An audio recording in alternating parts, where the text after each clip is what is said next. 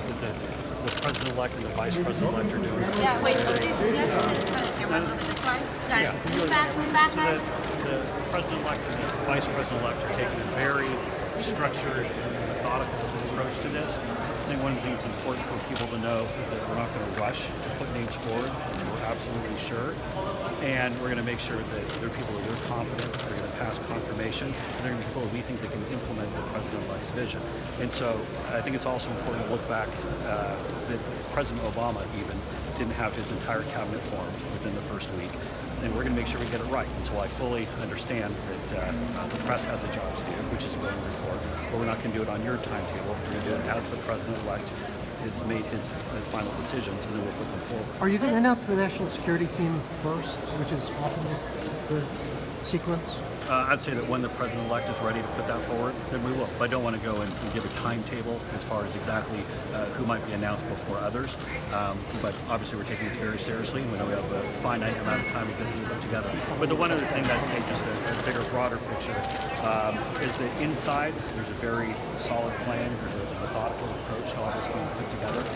I've read a number of the news reports that want to make it sound like there's all sorts of descriptions I've heard. It's very calm. It's very structured, and anyone saying anything else is either A, bitter because they're not on the inside and they're not being considered, or there's someone who's just bitter because the election was last week and they didn't get the result that they wanted. Otherwise, we're very confident with how things are proceeding, and the president-elect will be putting forward some very fine people. I think there'll be some folks who will be outside the box. There'll be some people who have been very successful in fields of business, fields of education, a number of different things. That are going to be successes who are ready to bring that same energy to the administration to help the president-elect implement his agenda. Jason, what about these reports that Jared Kushner has been, people say, purging members, Christie allies from the staff? Couldn't be further from the truth. Jared did a fantastic job with the campaign. Obviously, the president-elect seeks and respects his counsel very much. And Jared's one of the most brilliant people I've had the opportunity to work with over the course of this campaign. But any of this the way that you described it, I'd say is completely inaccurate. The one thing I'd say is what we have been doing is with the vice president-elect coming in to run the transition team, we're making sure that we're bringing in folks who are ready to implement the president-elect's vision. And of course, the president-elect is going to have his vice president-elect in charge of the transition team. As he spent all this time with them on the campaign trail, he knows exactly what the president-elect wants to see. He knows the types of people that we want to put in place. And again, I can't stress this enough. When we talk about draining the swamp, when we talk about reforming Washington, we talk about bringing real positive change that's going to actually help people. That's something that the president-elect and the vice president-elect are doing. They're taking a very serious approach to it. So it's, I'd say that the media reports, not from you, of course, but from some of your colleagues maybe, I'd say aren't painting an accurate picture. And what is the president-elect's response to these claims that Steve Bannon is a white supremacist or anti-Semite? Again, I think that's just folks are bitter that the election's over and maybe they didn't get the result that they wanted. Steve Bannon is someone who's done a fantastic job implementing the president-elect's vision on the campaign trail. Someone I've had the opportunity to work with over the past 3 or 4 months. So I've seen very high character from. So I think has been a fantastic example. Really an inclusive, someone who's embraced diversity at every step. I think he'll do a great job working with Chief of Staff Reince Priebus. They really kind of work hand in glove here to make sure that they implement President-elect Trump's vision. And that's the important thing. There's one boss here. That's the president-elect. He's the person who's going to have the final say on nominees that are being put forward. He's the person who's going to have the final say on senior staff and leadership positions. And he's going to put forward people that he is confident can help implement his vision. And I think that's one of the important things for folks to know. How serious a contender is Cruz for Attorney General? I'm not going to go and start putting out names until the president-elect or vice president-elect or maybe the party start putting out names. But I will say, obviously, that I'm a big fan of Senator Cruz's, and whether there's something within the administration or whether it's as an ally in Capitol Hill, I think Senator Cruz is happy that we're going to have a president who's going to push for conservative reforms, who's going to make sure that we're appointing the right kind of Supreme Court choices. And I think Senator Cruz will be a strong ally for President-elect Trump. Are you in the running to be press secretary? Why were people on the transition team in the first place that President-elect didn't want involved in his government? You talked about draining the swamp, for the last several months of the campaign. Well, what I can speak to is what the Vice President-elect Pence and also our Executive Director of the transition team, Rick Dearborn, doing, which is coming in and making good on President-elect Trump's promise that we're not going to have any lobbyists involved with the transition efforts. And this is, when we talk about draining the swamp, this is one of the first steps. And so the bottom line is we're going to get the transition team where we need it to be. It's going to be a team that will go and be able to put in place the exact type of team that President-elect Trump wants to have in. And so I think folks should be reassured that that campaign promise is going to be fulfilled. President-elect Senator Cruz would be a good SCOTUS selection.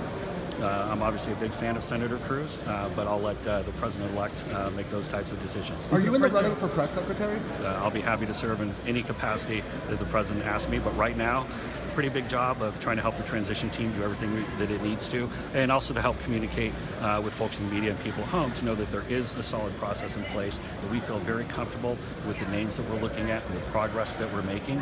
And again, we do have certain timelines and things that we'll be going with, but it's happening in a very orderly fashion. We feel good about it, and I do realize that a lot of folks they need to put forward, there might be temptation to put forward clickbait or to have somewhat inflammatory chyrons on the cable news, but inside that's not something that we're letting distract us. Jason, We have a job to do. That's to support the President-elect with what he wants to, what type of government administration he wants to put together, and we're going to do that. Jason, there's a lot of concern about President-elect Trump slipping the pool last night, going out to dinner in New York City without alerting the press where he was going. This is decades of tradition where presidents and presidents-elect, and really even nominees for president, have a contingent of reporters, journalists following them around. Why is it okay for him to do that?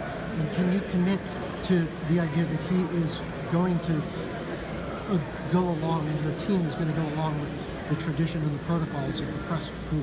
Well, I'd say one thing to keep in mind is that we don't have a formal pool structure in place at the moment. Obviously, that will change when he becomes president, and we're working toward that now. One of our goals from the transition team is to improve the communication with members of the press and get that in a better place so folks are given timely and accurate information. Do we always bat 1,000?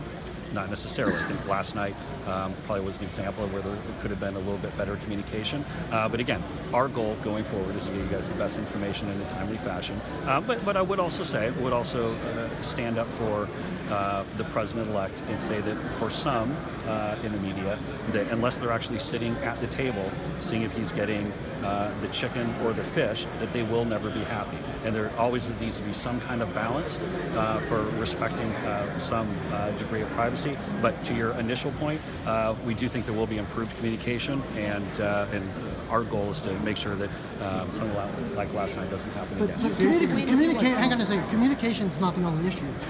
Just telling us that he left without taking us along is not acceptable, and it would be a breach of protocol and tradition. Well, very much respect your opinion.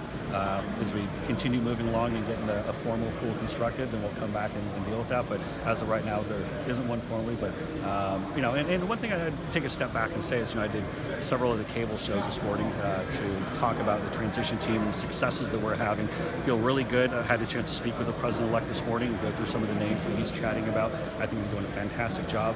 Vice President-elect Pence is doing a really good job. Rick Dearborn, our Executive Director, is doing a fantastic job of getting this put together. I'm excited with what they're doing.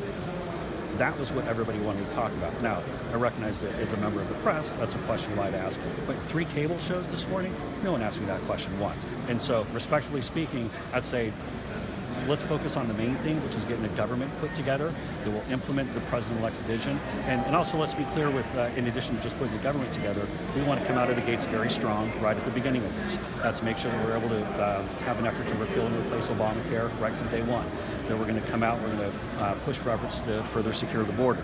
That we're going to make sure that we take on the tax code, bring those tax rates down so we can go and create more jobs. These are things that we're going to be focused on from the beginning, and this President-elect, he's not going there to fiddle around. He's going there to bring real, wholesale, fundamental change to Washington, exactly what he promised in this campaign, and that's the reason why he got such great support. So hey guys, I appreciate it very much. It's good to see you. President-elect wants Jared Kushner. So I appreciate you guys very much. We'll talk soon, okay?